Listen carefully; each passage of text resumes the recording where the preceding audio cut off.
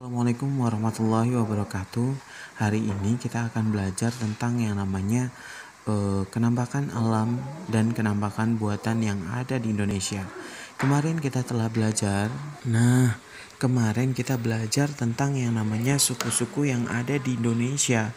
Indonesia merupakan negara kepulauan yang menyebabkan Indonesia itu memiliki banyak sekali kebudayaan yang beragam.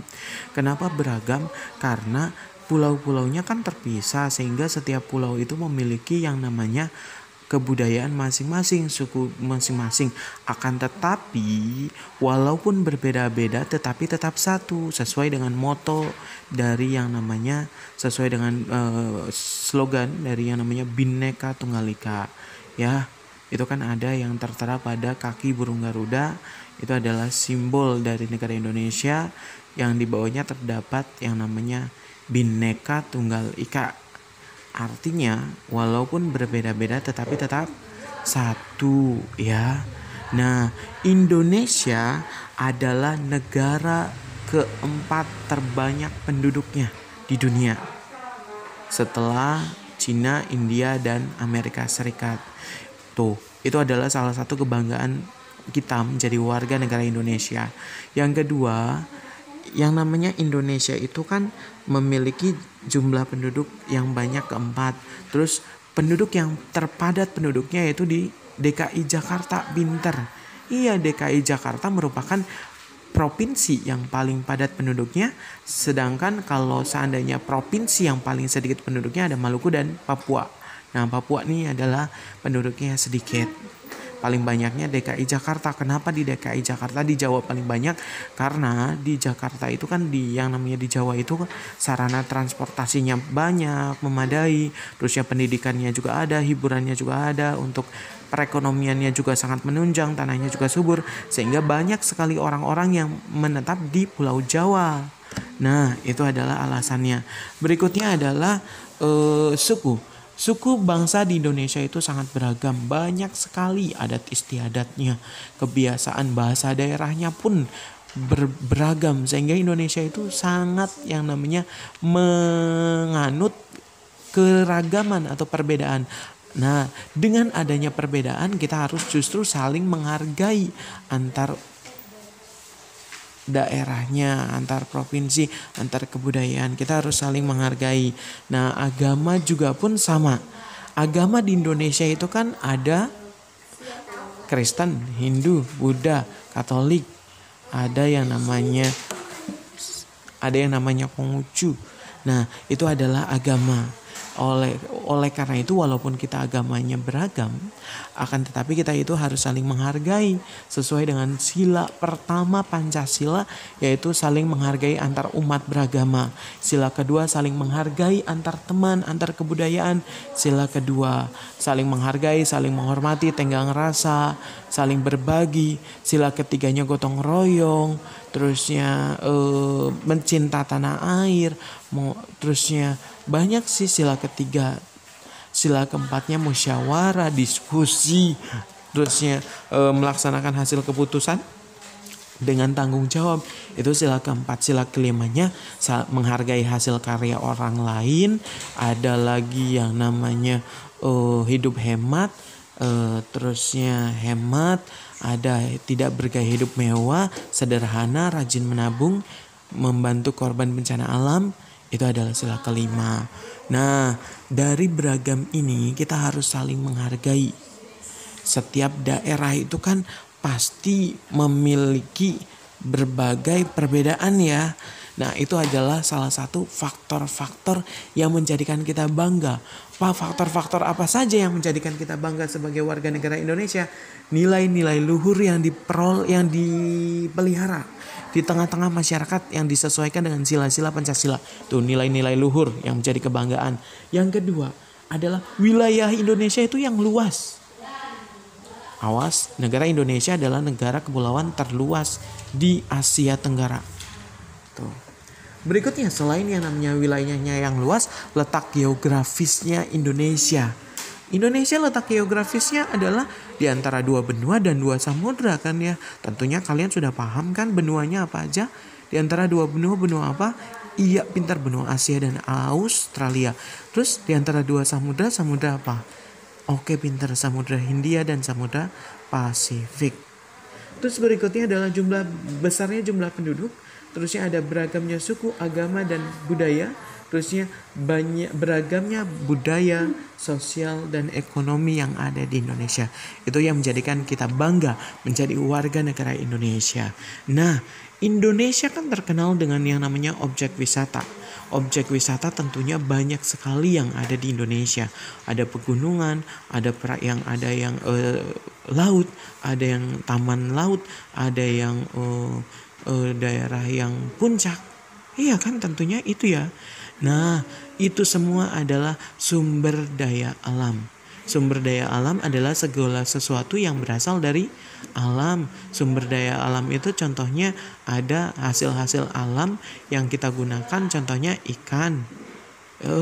Yang kita makan ikan. Terus ada lagi golongan bangsa buah-buahan, iya itu juga sumber daya alam. Nah, sumber daya alam itu kan tumbuh di atas tanah. Ada yang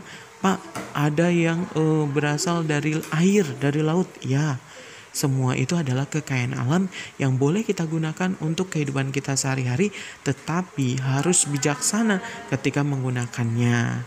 Nah, ikan itu berasal dari laut. Laut itu adalah kenampakan alam. Nah, kita akan membahas tentang kenampakan. Yang namanya kenampakan itu adalah sesuatu yang nampak di permukaan bumi. Nah, kenampakan adalah segala sesuatu yang tampak di permukaan bumi, namanya kenampakan. Atau bentuk muka bumi yang ada di permukaan bumi, atau bentuk muka bumi lah. Nah, itu adalah kenampakan. Kenampakan itu dibagi menjadi dua. Ada kenampakan alami, ada kenampakan buatan.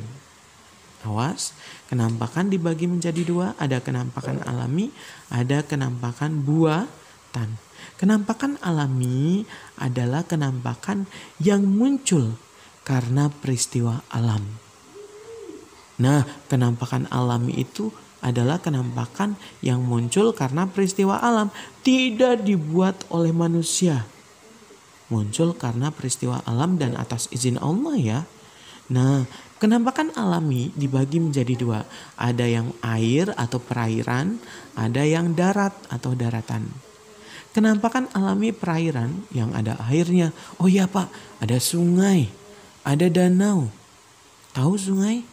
Aliran air yang panjang ya, yang melewati berbagai daerah itu sungai.